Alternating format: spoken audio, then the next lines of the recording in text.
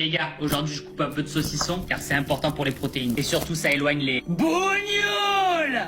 Depuis quelques jours, le youtubeur Thibaut InShape est mis en scène sur les réseaux sociaux dans des vidéos générées par intelligence artificielle. Une véritable trend qui montre l'influenceur hurlant à plusieurs reprises l'insulte raciste. Le boubou ?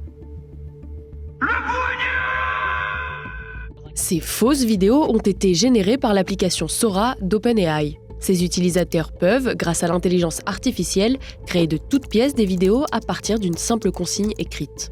Et le succès de Sora réside surtout dans ses caméos, la possibilité de se mettre en scène soi-même dans des vidéos ou de mettre son image à disposition d'autres utilisateurs.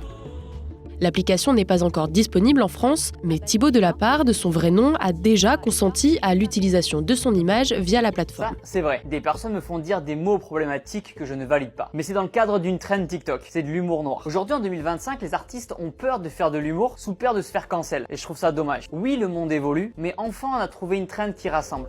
Si la tendance fonctionne autant sur les réseaux, c'est parce qu'elle fait référence aux nombreuses accusations dont a dû se défendre le vidéaste. Il est régulièrement taxé de facho par ses détracteurs.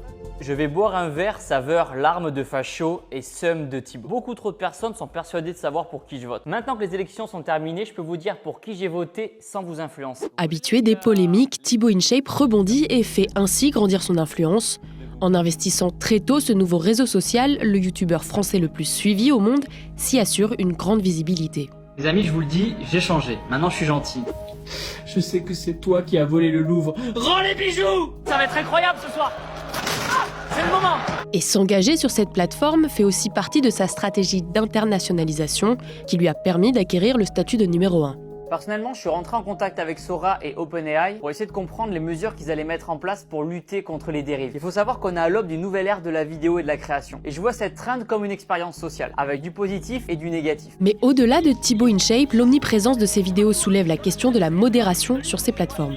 OpenAI a déjà accumulé plusieurs polémiques depuis le lancement de l'application fin septembre. Elle a notamment provoqué la colère des descendants de personnalités publiques disparues comme Robin Williams ou Martin Luther King.